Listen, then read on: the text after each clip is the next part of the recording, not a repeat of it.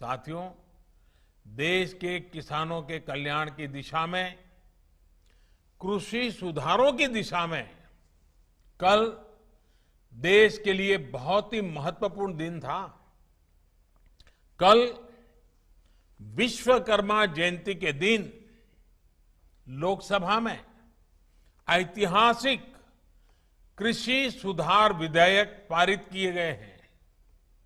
इन विधेयकों ने हमारे अन्नदाता किसानों को अनेक बंधनों से मुक्ति दिलाई है।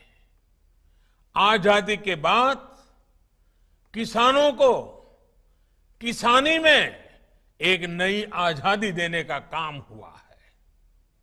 इन सुधारों से किसानों को अपनी उपज बेचने में और ज्यादा विकल्प मिलेंगे और ज्यादा अवसर मिलेंगे।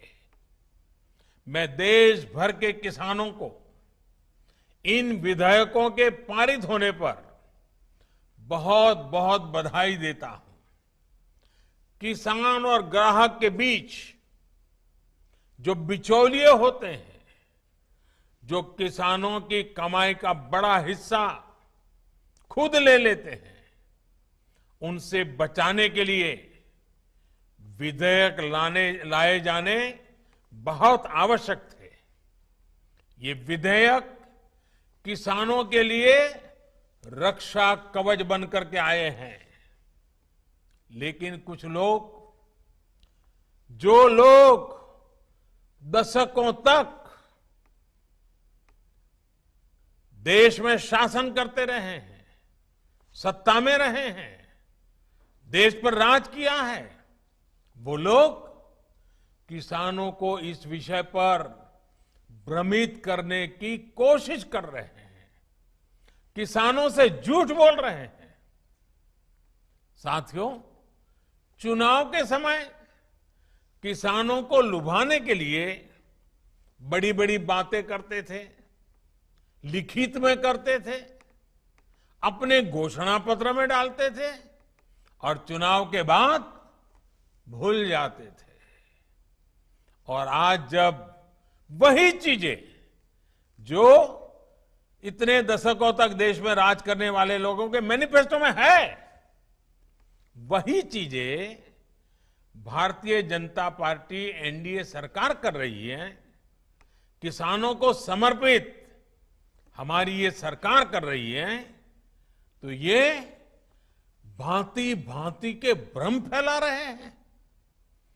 जिस एपीएमसी एक्ट को लेकर अब ये लोग राजनीति कर रहे हैं, एग्रीकल्चर मार्केट के प्रावधानों में बदलाव का विरोध कर रहे हैं, उसी बदलाव की बात इन लोगों ने अपने घोषणा पत्र में भी लिखी थी। लेकिन अब जब एनडीए सरकार ने यह बदलाव कर दिया है, तो ये लोग इसका विरोध करने पर, झूठ फैलाने पर, भ्रम फैलाने पर उतर आए हैं। सिर्फ विरोध के लिए विरोध करने का ये एक के बाद एक अनेक उदाहरण सामने आ रहे हैं। लेकिन ये लोग ये भूल रहे हैं कि देश का किसान कितना जागृत है। वो ये देख रहा है कि कुछ लोगों को, किसानों को मिल रहे नए अवसर उनको पसंद नहीं आ रहे हैं। देश का किसान ये देख रहा है कि वो कौन से लोग हैं जो बिचौलियों के साथ खड़े हैं। साथियों, ये लोग एमएसपी को लेकर बड़ी बड़ी बातें करते थे, लेकिन कभी अपना वायदा पूरा नहीं किया।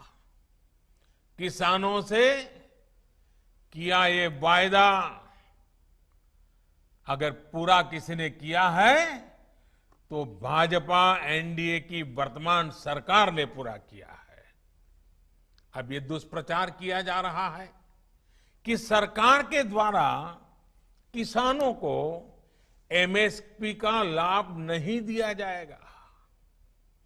ये भी मनगढ़ंत बातें कही जा रही हैं कि किसानों से धान, गेहूं इत्यादि की खरीद सरकार द्वारा नहीं की जाएगी। ये सरासर झूठ है, गलत है, किसानों के साथ धोखा है। हमारी सरकार किसानों को एमएसपी के माध्यम से उचित मूल्य दिलाने के लिए प्रतिबद्ध है। पहले भी थे, आज भी हैं, आगे भी रहेंगे। सरकारी खरीद भी पहले की तरह जारी रहेगी। कोई भी व्यक्ति अपना उत्पादन जो भी वो पैदा करता है दुनिया में कहीं भी बेच सकता है, जहां चाहे वहां बेच सकता है। अगर वो कपड़ा बनाता है जहां चाहे बेच सकता है, वो बर्तन बनाता है कहीं पर भी बेच सकता है, वो जूते बनाता है कहीं पर भी बेच सकता है। लेकिन एकमात्र केवल मेरे किसान भाई बहनों को इन अधिकारों से वंचित रखा गया था, मजबूर किया गया था। अब नए प्रावधान लागू होने के कारण किसान अपनी फसल वो देश के किसी भी बाजार में अपनी मनचाही कीमत पर बेच सकेगा।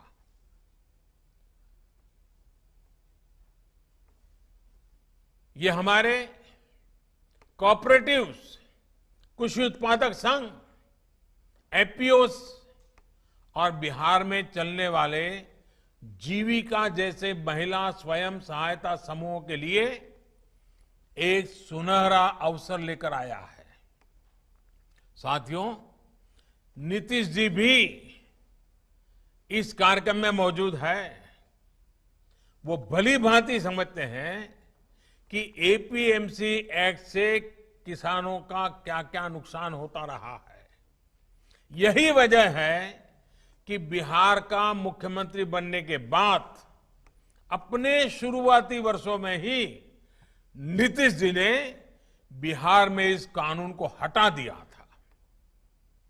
जो काम कभी बिहार ने करके दिखाया था, आज देश उस रास्ते पर चल पड़ा है।